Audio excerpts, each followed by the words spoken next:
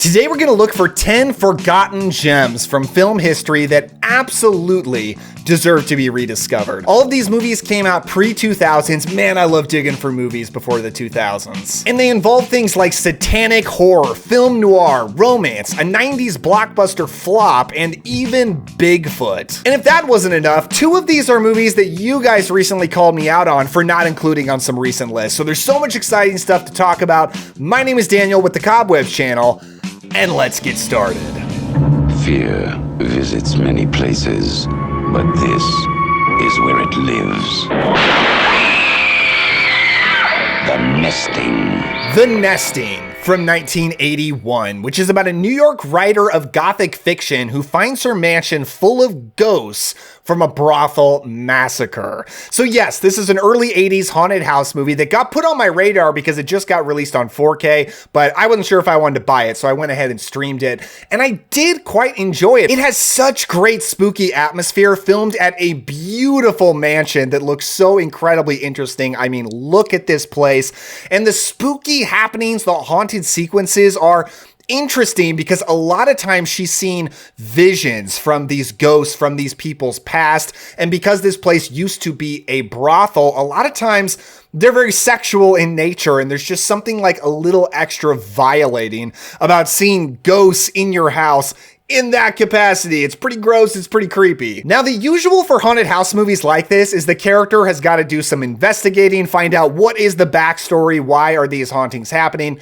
Of course, you get that, but I was always so interested, so intrigued in uncovering all of the layers. So there's a really interesting backstory, much involving the madam of this brothel, who's actually played by Gloria Graham, who is a legend of classic Hollywood cinema, and this was actually her last movie. But speaking of the actor, the lead is Robin Groves, and I thought she did such a fantastic job. Now, it doesn't seem like she did a lot when I was looking up her filmography, although she was in Silver Bullet, which is cool. I thought she was so interesting, intriguing. Her character is actually agoraphobic, so she's struggling with that, all while dealing with these ghosts and dealing with some dudes in the town who have a bit of a dark past, and there are some crazy sequences of some run-ins that she has with them. Now, for sure, The Nesting is not perfect. When I looked into it, it seems like this movie really does not have a good reputation. I think it's better than most people say. It does have some pacing issues, and sometimes you might wish the story would move a little faster, but I was just always intrigued with what was going on. I like the atmosphere, I like the performances. For me, The Nesting is one of those 80s horror movies that's been largely forgotten,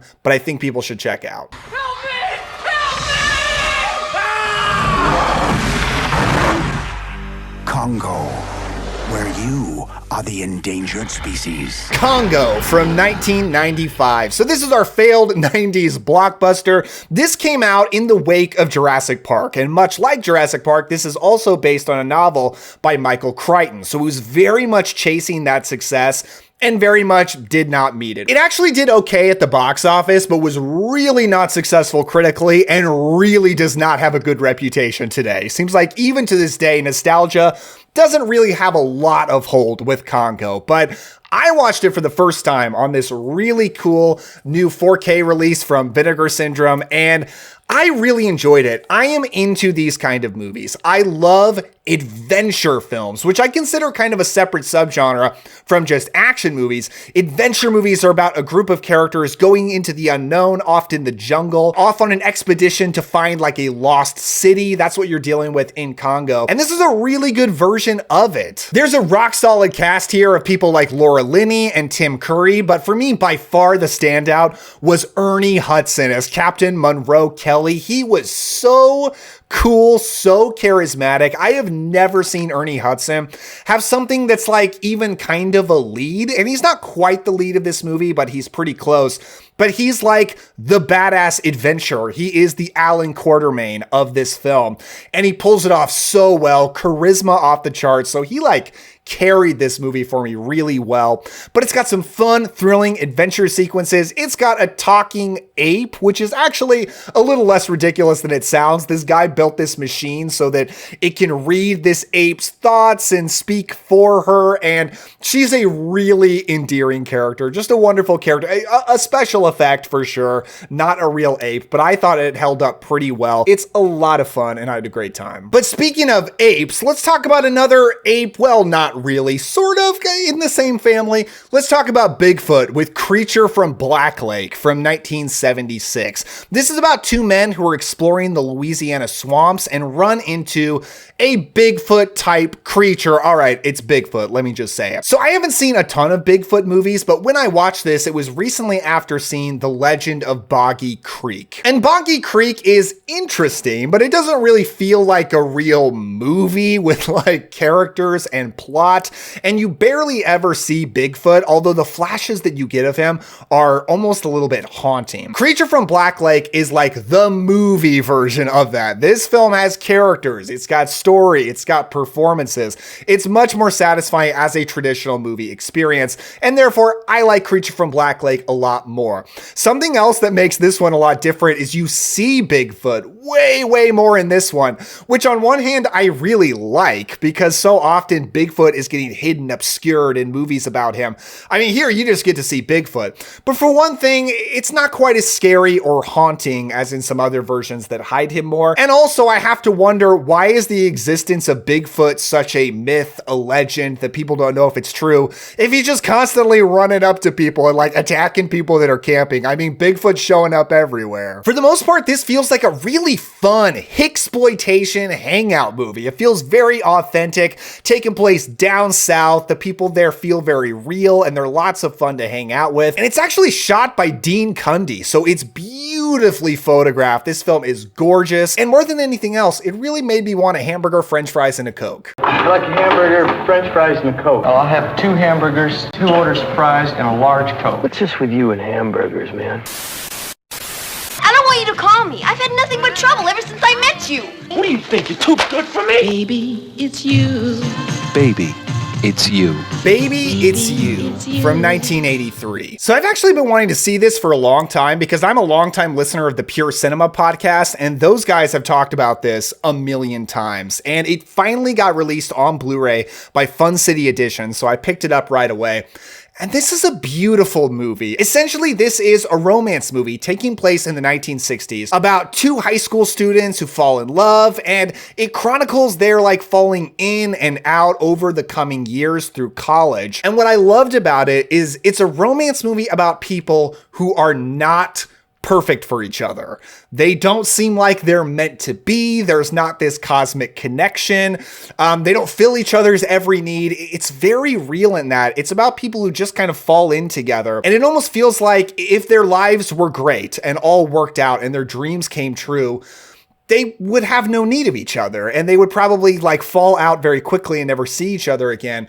But it's a very realistic portrayal of 2 people going through difficulties of life and keep just stumbling back into each other. And I actually thought it was really beautiful in that way. Now, it's starring Rosanna Arquette, who is brilliant in this movie. So good. And this is actually produced by Griffin Dunn. So before they would do After Hours together, he produced her in Baby It's You. It's written and directed by John Sayles and was his first movie after just making independent stuff in the past. It's got great period recreation. It's packed with 1960s music on the soundtrack. So the soundtrack is so good. And by the end of the film, I kind of didn't want it to end. Like, I just wanted to keep going. I wanted to keep spending time with these characters and living in this world. So I thought Baby It's You was terrific. It is a beautiful romance movie, very realistic and not Hollywoodized, and just great. Next up, let's go to a very unconventional 90s action thriller with Run from 1991. Charlie Farrow is a college kid. He thought it was his lucky day, but now he's winning big from the wrong guy. So this stars Patrick Dempsey before he became Mick Dreamy. This is very much Can't Buy Me Love era Patrick Dempsey, and really pisses off the wrong people and ends up going on the run for his life against some criminals. It's very much a normal, young everyman who is not up to the task of this situation, thrown into a crazy world of an action thriller, and it is incredibly fun, incredibly entertaining. I actually love this era of Patrick Dempsey. I thought he was so good back in the day when he was so goofy looking.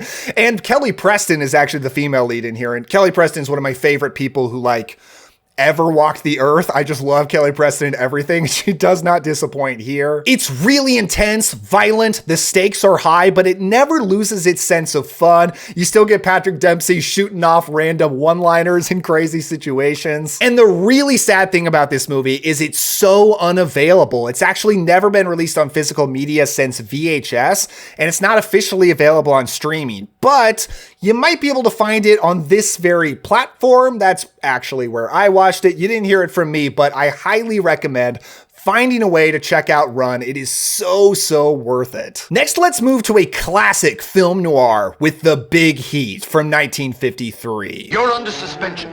You better check with Lagana first. He might not approve. I'll have your badge and gun, now. It's yours.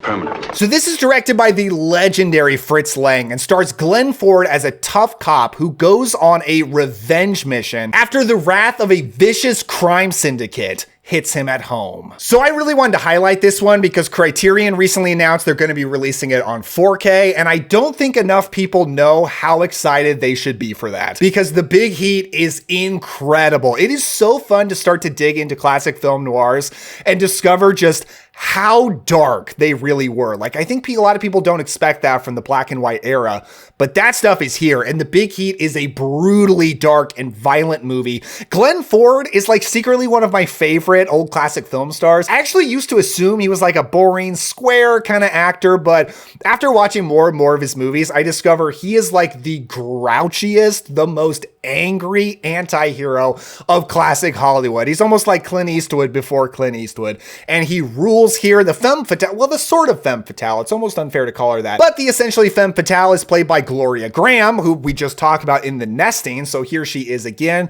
She's excellent here, and the main villain is Lee Marvin. And if Glenn Ford isn't like the original Clint Eastwood, the super gruff, rough, hyper-masculine guy, then Lee Marvin is. And Lee Marvin is vicious in this movie. He is so brutal. You can't believe the kind of things they're getting away with in an old black and white movie. So it is such a fun crime film, revenge film, and I really think it's one of the best film noirs of all time. I was there. I saw his face. Johnny! The Dead Zone from 1983. If the future were in your hands, The house is burning. would you change it? It's not too late. So The Dead Zone I've long considered kind of a classic and didn't really realize it was a little bit of an underrated, forgotten movie. But I recently did a list on 10 Stephen King movies I wanted to talk about. And look, it wasn't a top 10. It was just 10 Stephen King movies I felt like talking about. But so many people were in the comments like, where is The Dead Zone? Why won't you talk about The Dead Zone? Why doesn't anybody anymore talk about The Dead Zone? And I was like, geez, I guess nobody's talking about this movie enough. I better do it. The Dead Zone is fantastic. It is directed by David Cronenberg, and it's so interesting as an example of Stephen King's work and David Cronenberg's work because it's almost a horror movie to a pretty minor degree. It's so much more going for emotions. It's a very, very heartfelt drama, which is something maybe Stephen King's a little bit more known for, but David Cronenberg, especially in the 80s, much, much less so. But Christopher Walken is absolutely brilliant in this film as a man who has lost everything. He lost his fiance, his life, going through this coma, and is now like rediscovering himself through this special power that he now has, that's enabling him to go on these different journey adventures, shall we say, adventures in a very dark way, like tracking down a serial killer and even getting involved in something politically. And where that stuff goes is really, really dark and the kind of stuff that like I think would be very controversial if it was in a movie now, but because it's in the 80s, we're all okay with it.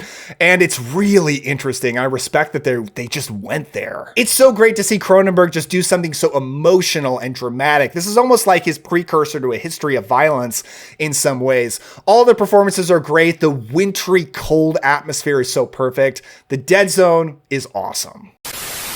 Next, let's go to a crazy 90s action movie with Drive from 1997. I drive. No, not that Drive. This Drive. So if you remember Mark Dacascos as the Native American in Brotherhood of the Wolf, or as the bad guy in John Wick 3, he's actually the star of this film as a prototype enhanced human who's on the run from hitmen, and he partners up with a random bystander and gets him to drive him to freedom in Los Angeles and try to escape these bad guys. You help me get to LA, I'll give you half the money. What do you say? It's suicide, can we talk about it? Tell me on the way down.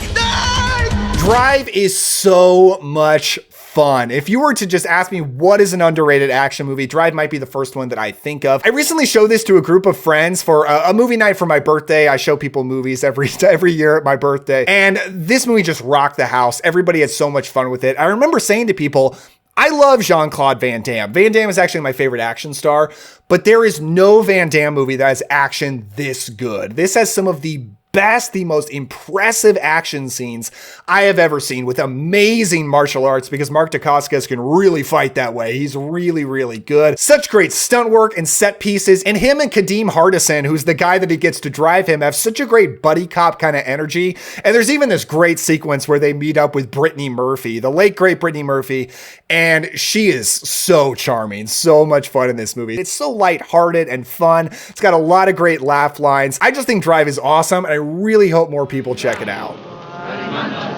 I sure think they killed her. Ah, Frank, they've seen us. Why? What's wrong? What are you guys up to?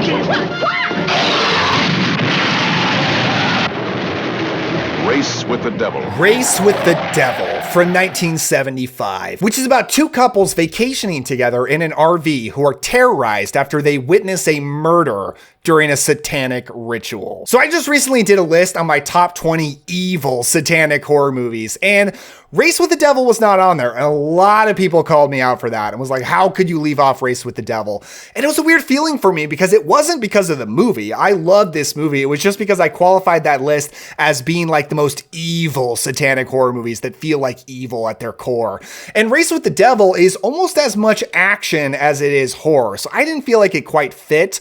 But I love this movie. Like, the first time I watched it, I gave it 5 stars on Letterboxd. Like, I think it's perfect. It is an incredible 70s exploitation style car movie that's got a ton of amazing car chases as they are pursued by a satanic cult. And it does have some really intense sequences where it feels like this cult is around every corner and these just normal people are trying to avoid them, trying not to get killed. It really is intense. I love the actors here. The two main guys are Peter Fonda and Warren Oates. And look, Peter Fonda's great, but Warren Oates was the man in the 1970s. He is so cool in such a super down-to-earth, everyman kind of way, and I just love him in this film. The chase sequences, the car stunts are so exciting, so cool, and the satanic stuff in the ritual actually is really creepy. So Race with the Devil is like a perfect 70s exploitation horror action movie. It's all those things together, and it rules. But the movie I am perhaps the most excited to recommend is Joe Versus the Volcano from 1990. I'm not sick except for this terminal disease.